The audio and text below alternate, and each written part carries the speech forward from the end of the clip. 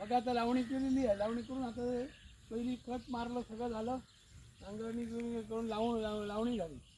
आता व्हाईट पिवळ्या कलरचं हे झालेलं आहे, भात झालेला आहे, लावणी केलेली. तर आता लावणी हे करण्यासाठी आम्ही युरिया खत मारलेलं आहे.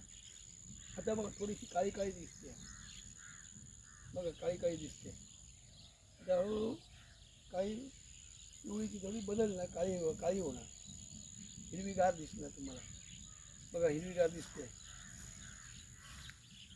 काळसर हिरवट, काळसर हिरवट दिसते. बघा कशी आहे.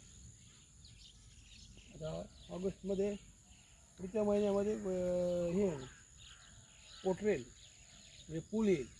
पूल आल्यानंतर पाऊस पडता, पाऊस पडला तर मग पुलामध्ये पाऊस गेला तर शेती काय खरं म्हणतात ती शेती.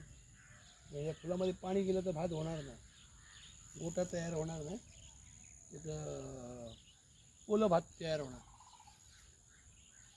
ही एवढी शेती केलेली आहे.